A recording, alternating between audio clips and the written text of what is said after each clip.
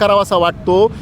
त्या ठिकाणचे आमदार सुरेश धस यांच्या पियेला या घटना झाल्यानंतर आम्ही संपर्क केला। त्या ठिकाणी त्या आमदार सुरेश धस का गेले नाहीत याचं आम्हाला एक आश्चर्य वाटतं। आर्थिक तडजोड झाली पोलिसांनी केलेली आहे आणि एवढे आरोपी जर अटक होत नाही म्हणजे त्या ठिकाणी तिथल्या आमदारांचं नक्कीच या आरोपींना पाठबळ।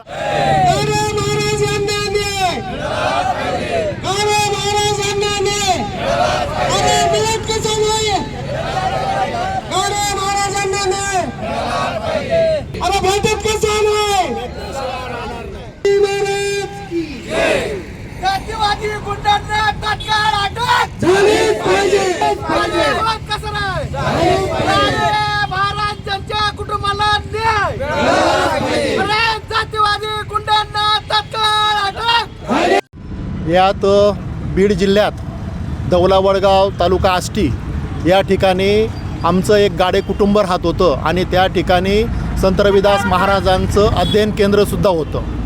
परंतु त्या ठिकाणी काही पूर्वीचे वाद असतील अशा वादातून त्यांनी 24 फेब्रुवारीला गाडे कुटुंब नसताना त्या गावगुंडांनी समाजद्रोही गावगुंडांनी त्या ठिकाणी गाडे कुटुंबाचं घर अध्ययन केंद्र हे जाळून टाकलं रात्री आणि हे सगळं जाळत असताना पोलिसांनी सुद्धा बघण्याची भूमिका घेतली।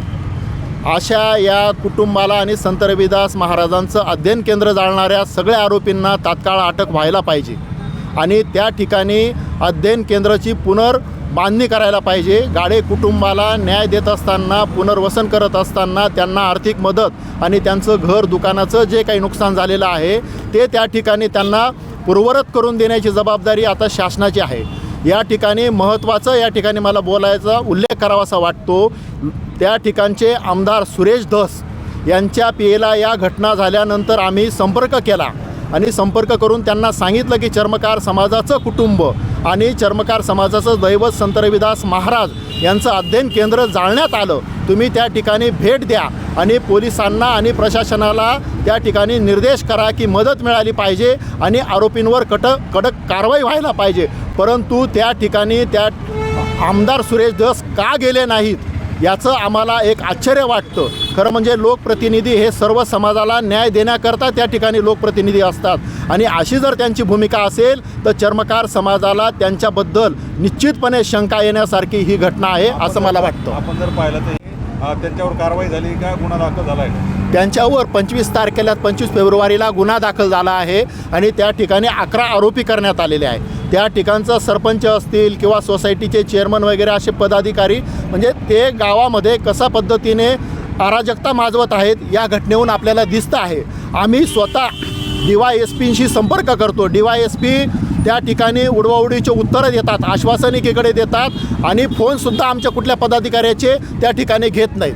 तुम्ही सांगताय चालण्याचं आणि त्या ठिकाणी मोठी आर्थिक तडजोड झाली पोलिसांनी केलेली आहे आणि एवढे आरोपी जर अटक होत नाही म्हणजे त्या ठिकाणी तिथल्या आमदारांचं नक्कीच या आरोपींना पाठबळ आहे असं आम्हाला शंका आहे। कोणते आमदार नाव? आमदार सुरेश धस आष्टीचे जे आमदार आहेत त्या आमदारांनी खरं म्हणजे या ठिकाणी लक्ष घालण्याची या वेळ आलेली होती। एक गरीब कुटुंब चर्मकार समाजाचं अध्ययन केंद्र जाळून टाकण्यात येतं आणि बीडची जर आज आपण बघितली महाराष्ट्रामध्ये आज परिस्थिती काय आहे, बीडमध्ये एवढ्या मोठ्या घटना घडतात आणि ही घटनासुद्धा खूप मोठी घटना आहे। परंतु त्या ठिकाणी इतरांना न्याय मिळण्याकरता सुरेश धस पुढाकार घेतात आणि चर्मकार समाजावर अन्याय झाला, चर्मकार समाजाचं दैवत संत रविदास महाराजांचं अध्ययन केंद्र जाळण्यात आलं तरी त्या ठिकाणी जात नाही म्हणजे आमच्या समाजाबद्दल संत रविदास महाराजांच्याबद्दल यांच्या हृदयामध्ये किती किंमत आहे याच्यातून आम्हाला या घटनेतून दिसते आहे।